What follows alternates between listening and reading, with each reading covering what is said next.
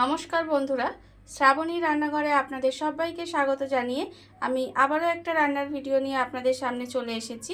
আজকের আমি আপনাদের 2 পিস রুই মাছ দিয়ে একটা অসাধারণ রেসিপি বানিয়ে দেখাবো।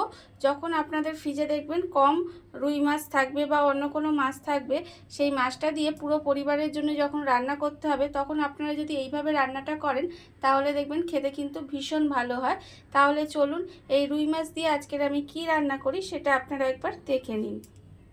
রুই মাছের এই রেসিপিটা বানানোর জন্য প্রথমে আমি এখানে গ্যাসটা অন করে একটা কড়া বসিয়ে দিয়েছি, আর কড়াই দিয়েছি বেশ কিছুটা জল। জলটা দেখুন আমার প্রায় ফুটে এসেছে। এই সময় আমি এই মাছগুলো জলের মধ্যে দিয়ে দেব। দিয়ে মাছগুলোকে আমার ভালোভাবে প্রথমে সেদ্ধ করে নিতে হবে।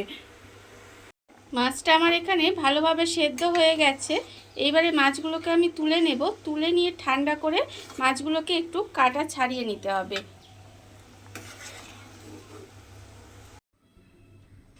মাছগুলো আমি এখানে কাটা ছাড়িয়ে নিয়েছি।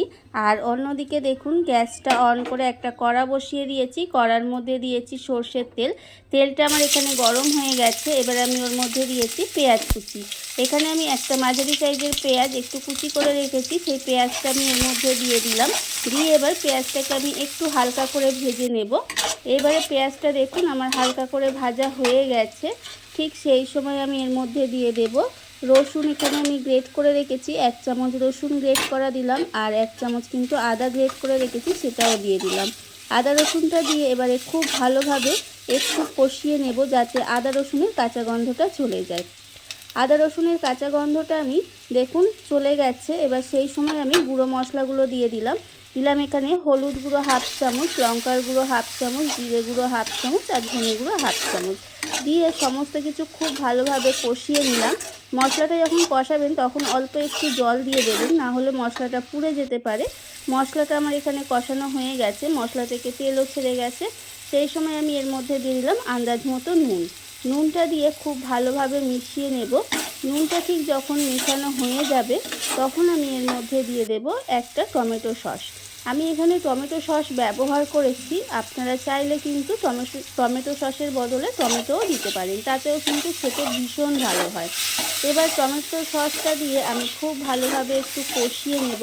ঠিক যখন খুব ভালোভাবে কষানো হয়ে গেছে, তেলটা ছেড়ে গেছে, সেই সময় আমি যে মাছগুলো এখানে আমি কাটা ছাড়িয়ে রেখেছিলাম, সেই কাটা ছাড়ানো মাছগুলো আমি এর মধ্যে দিয়ে দেব। মাছটা দিয়ে আবারও কিন্তু খুব ভালোভাবে একটু কষিয়ে নিতে হবে। কষিয়ে নিয়েছি, যে একটু ভাজা ভাজা মতো করে নেব। ভাজা ভাজা মতো করে নিয়ে এবারে এর মধ্যে আমি অল্প সামান্য একটু জল দেব। যেহেতু এখানে আমি গুঁড়ো মশলা ব্যবহার করেছি না, একটু সামান্য, সেই জন্য জল দেব। দিয়ে এবারে এটাকে এইভাবে জলটাকে একটু ঢাকা দিয়ে, মানে জলটা দিয়ে একটু ঢাকা দিয়ে 5 মিনিট মতো রান্না হতে দেব। দেখুন 5 মিনিট আমার হয়ে গেছে। এবারে আর কিছুই নয়, নামানোর আগে আর কিচ্ছু দেবো না, শুধু একটু কাঁচা লঙ্কা কুচি দিলাম। এতে কিন্তু গন্ধটা সুন্দর হবে এবং খেতেও কিন্তু ভীষণ ভালো লাগে। দেখুন রান্না কিন্তু আমার কমপ্লিট। এবারে এটাকে গরম গরম ভাতের সাথে খেতে ভীষণ ভালো লাগে। দেখুন বন্ধুরা, বাড়িতে থাকা কত অল্প উপকরণ দিয়ে কত অল্প সময় কত সুন্দর একটা রুই মাছের রেসিপি তৈরি হয়ে গেছে, আপনারা দেখতেই পেলেন। আর এই ভিডিওটা যদি আপনাদের ভালো লেগে থাকে, আপনারা যদি ফেসবুক থেকে দেখে থাকেন পেজটি ফলো করে দেওয়ার অনুরোধ রইল। আর যদি ইউটিউব থেকে দেখে থাকেন চ্যানেলটি সাবস্ক্রাইব করে দেওয়ার অনুরোধ রইল। তাহলে চলুন আজ এই পর্যন্তই। আপনারা সবাই ভালো থাকবেন।